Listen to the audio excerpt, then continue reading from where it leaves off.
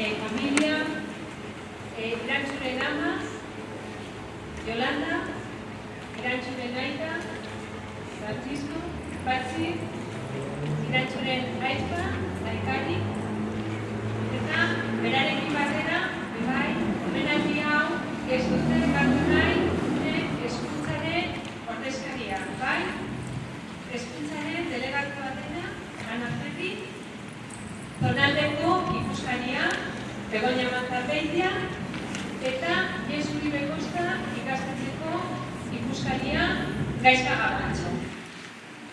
Hemen, orain, hasiera emango diogu omenaldia. Bai? Mila esker.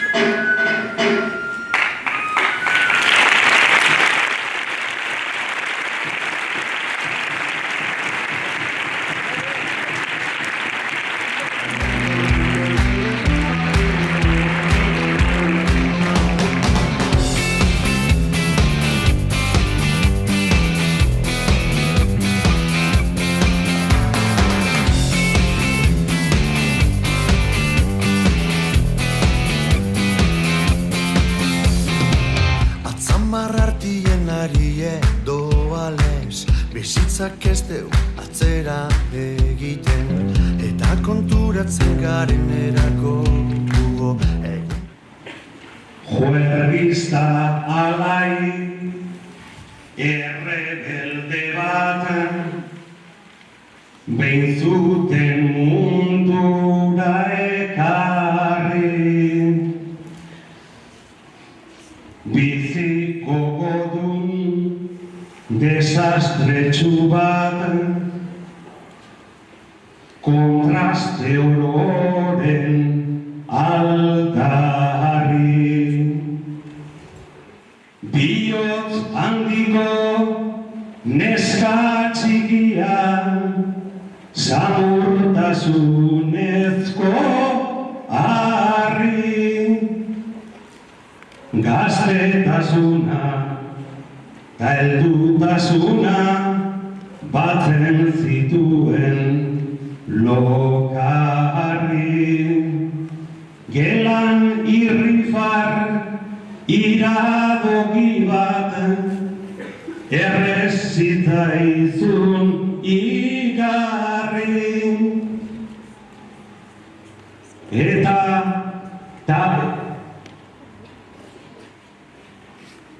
jakin minezko begirada bat ikasle onaren euskarri.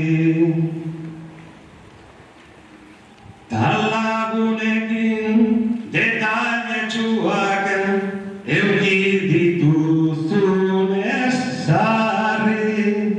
Horietako bat kontatu nahi dut,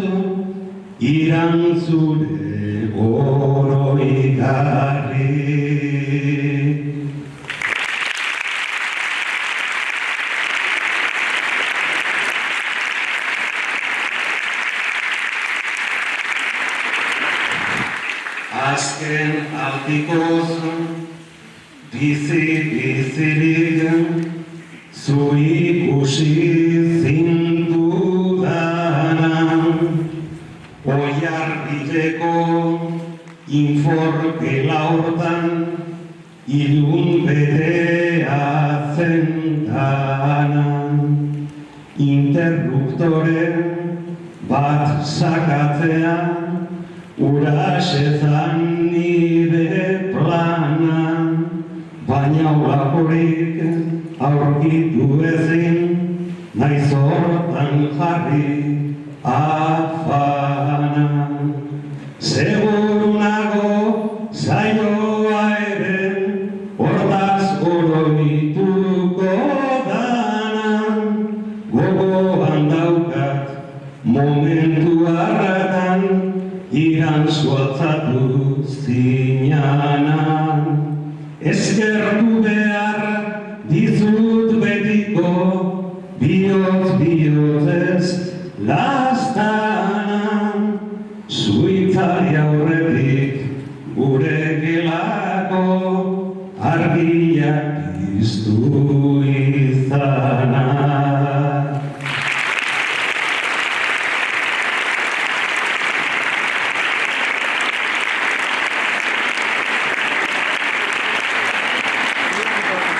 Bueno, Amalia Genabeo, que irakurriko du testu bat,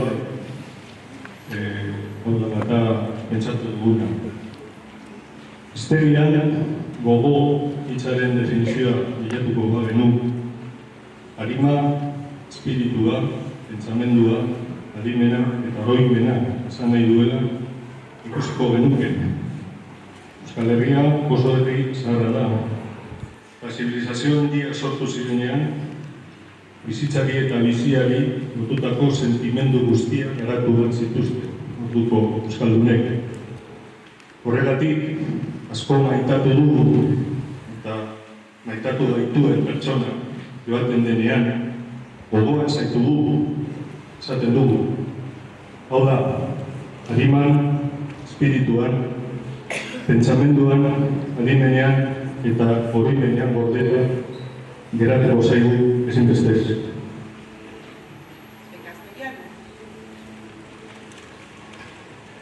En castellano no decimos gogoa, decimos corazón. Y nuestro corazón, el de todos, es un territorio enorme, un territorio infinito, donde caben nuestros abuelos y abuelas, nuestros padres y madres, nuestros hermanos y hermanas, nuestros primos y primas, nuestros amigos y amigas, nuestras parejas y todos aquellos a los que hemos amado con pasión. Y en un rinconcito de ese corazón hay un jardín hermosísimo lleno de flores de maravillosa fragancia. Ese jardín es el lugar donde visitamos a todos aquellos que tanto amamos y que tanto nos amaron. Maitatu dugun eta maitatu gaituen pertsona joaten denean, munduak kolorea galtzen du. Zuribetz bihurtzen zaigu, eta gure eguneroko bizimodua tren bat bezalakoa dara pentsatzen dugu.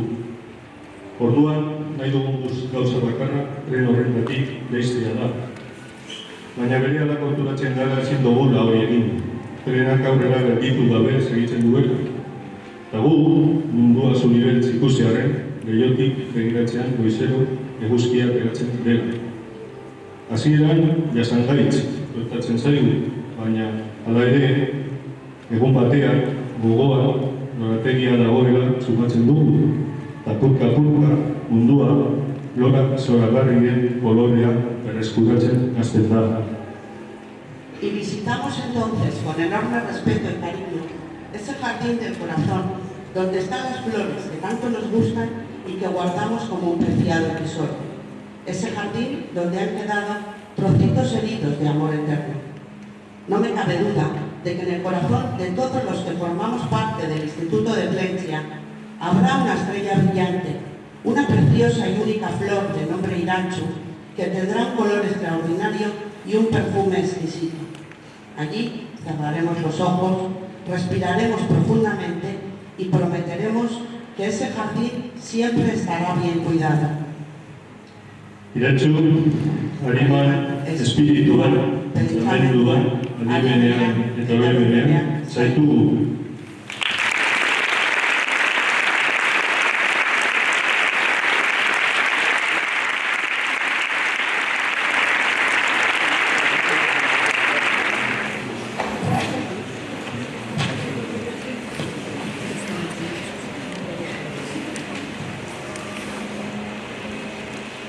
Egoak ebatu anizkio zure izango zen. Ez zuen alde dugu, baina zen gehiago zure izango. Ezen gehiago irantzu izango, eta gu irantzu garen baite. Olakoa zen gure irantzu, errebeldea, izaztea, alaia, parrandea guzti, indarra zeutea, bizitziko goz, nahi zuena nahi zuen. Joan zoneko neskatiatzen.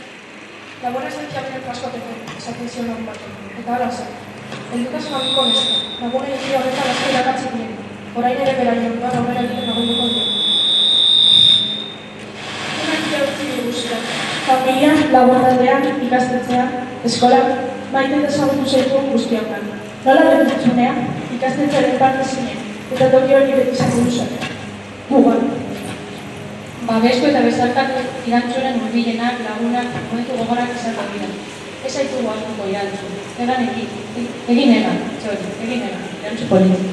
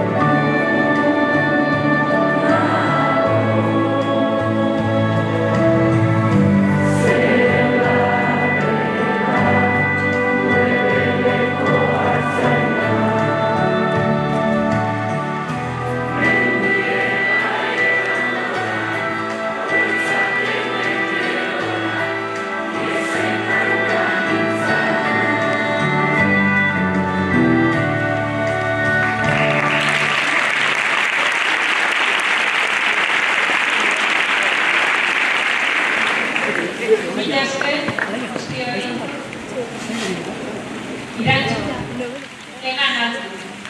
Zure argi biziratsua beti gurekin egongo da. Mila esker.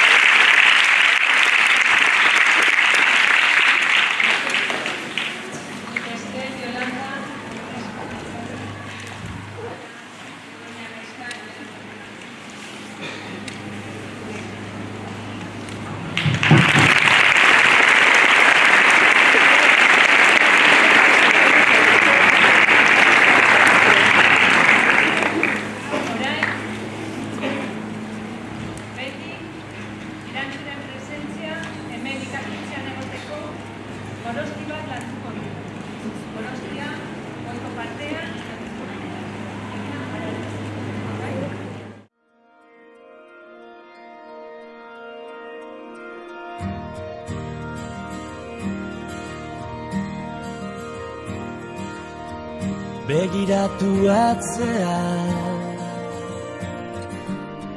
hortzi mugak suta, gure begie zeruta. Begiratu maitea, amildegi ertza, biziak ia ametsa. Ez bilatu gauean izarrura, zure begitan piztu da.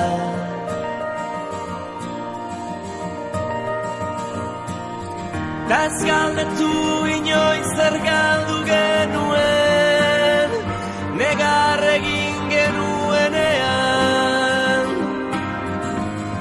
Malkoa esker, orain itxasoa gara, orain itxasoa gara.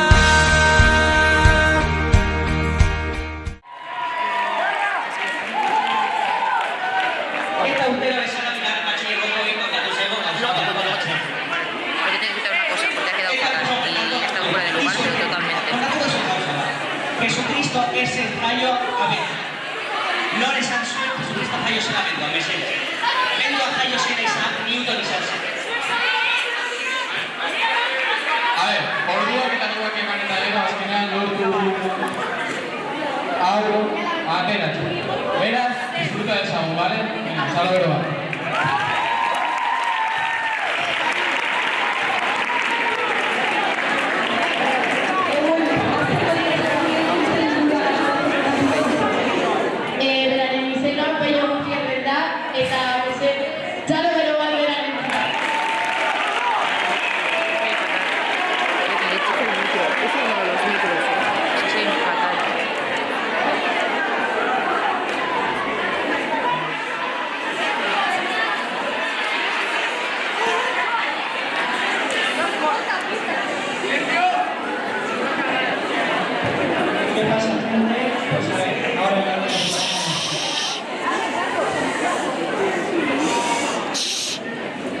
Son dos amigos que uno está enfermo, van al médico y el otro le espera en la sala de espera. Y el doctor al enfermo le receta unos supositorios, unas medicinas esas que se tomaban por el culo. Y entonces al salir el amigo le dice: oye, ¿qué te ha dicho el médico? Y dice: nada, que tengo que tomar esto. Y dice: ¿y cada cuánto lo tienes que tomar? Pues no sé. Dice: bueno, pues entra a preguntar. Y el tío entra y dice: oiga, doctor, ¿esto cada cuánto hay que tomarlo? Y le dice: bueno, esto más o menos uno al día durante 3 semanas o así. Y dice: vale, gracias. Y sale y le dice al amigo: bueno, ¿qué te ha dicho? Dice: nada, que uno al día durante 3 semanas más o menos. Y dice: ¿y qué es eso que te ha dado? Y dice: pues no sé. Bueno, pues entra a preguntar. Y entra y dice: oiga, doctor, ¿esto quemado qué es? Y dice: esos son unos supositorios, señor. Y entonces él sale y le dice al amigo otra vez: bueno, ¿qué te ha dicho? Y dice: nada, que dice que son unos supositorios. Y dice: ¿y eso cómo se toma? Pues no tengo ni idea. Bueno, pues entra a preguntar. Y entra y dice, oiga, doctor, ¿y estos supositorios que manda usted cómo se toman? Y dice, eso se toma por vía anal, señor. Y entonces sale y le dice al amigo, bueno, ¿qué te ha dicho? Dice, nada, dice que por vía anal. Dice, ¿y eso qué significa? Pues no tengo ni idea. Dice, bueno, pues tendrá que entrar a preguntar. Y dice el otro, oye, he entrado ya 4 veces y me parece a mí que el pobre estaría hasta las narices y se va a enfadar. Y le dice, no te preocupes, tú entra y pregunta. Y entra y dice, oiga, doctor, ¿eso de por vía anal qué quiere decir? Y le dice el otro ya cambiado, y te los metas por el culo. Y entonces sale y le dice al amigo, bueno, ¿qué te ha dicho? Y dice, nada, ya te había dicho yo que se iba a enfadar. Qué claro estaba, siempre iba a acabar así.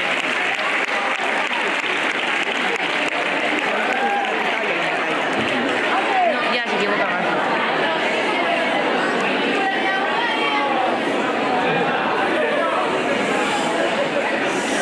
Hay 3 niños pequeños, Gotita, Hojita y Ladrillito. Y está Gotita y le dice a su madre, mamá, ¿yo por qué me llamo así? Y dice, pues porque el día que naciste te cayó una gotita de agua en la cabeza. Y está Hojita y le dice a su madre, mamá, ¿yo por qué me llamo así? Te lo cuento mejor. Dice, porque el día que naciste te cayó una hojita en la cabeza. Y dice Ladrillito,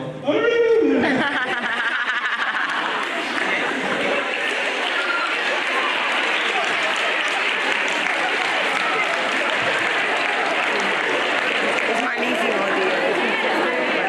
Ya es el mejor chiste del mundo.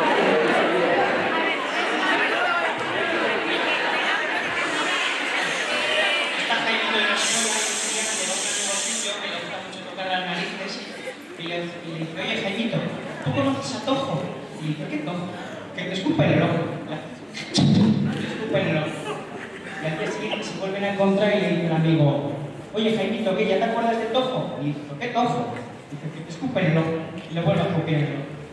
Y al día siguiente entonces Jaimito le pide ayuda a sus amigos y le dicen, pues mira, tú mañana vas a donde ese y le dices, oye, ¿tú conoces a Clara? Y le escupas en la cara.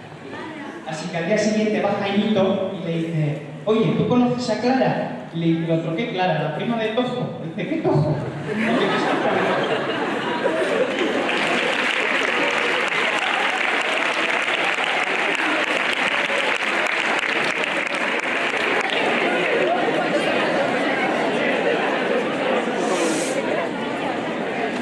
Hay 2 que están ahí enfadados y peleándose y dicen uno al otro, mira, te voy a meter una patada que te voy a partir el hueso de la pierna.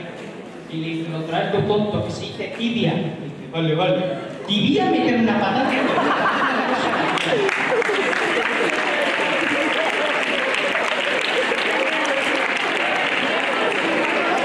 Lo malo es que eso me hace gracia.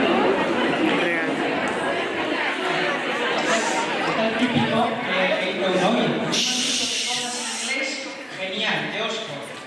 A ver, ¿cómo se dice amarillo? Por empezar con algo fácil. Y le dice, yellow.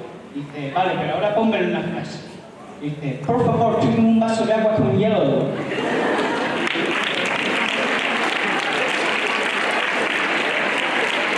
Hay que ser valiente, para subir a hacer eso.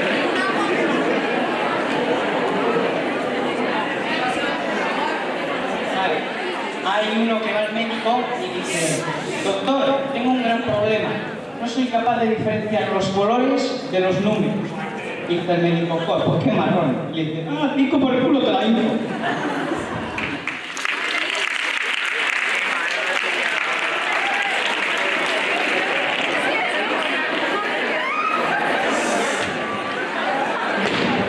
Y ya el último, hay uno que va por ahí caminando por el monte y se encuentra un leñador vasco que hace así a unas como esas columnas de gordo y lo parte de una chaza. Y le dice el tío, joder, ¿tú dónde has aprendido a partir árboles así? Y dice el leñador, bueno, hace unos años cuando era más joven estuve ahí practicando en el Sáhara y no dejé ni un árbol. Dice, pero ¿cómo si no hay árboles? Y dice, hombre, ahora...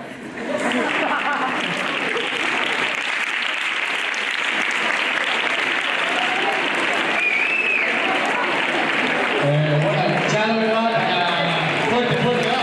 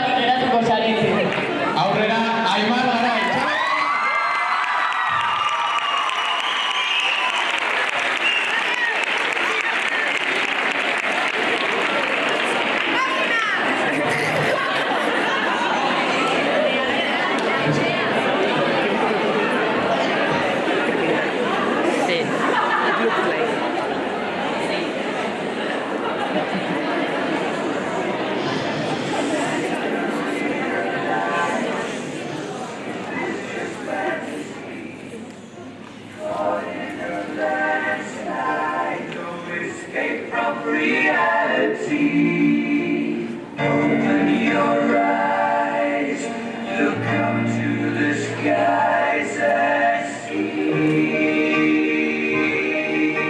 I'm just a poor boy, I need no sympathy, 'cause I'm easy come, easy go, little high, little low. Anyway the wind blows doesn't really matter to me.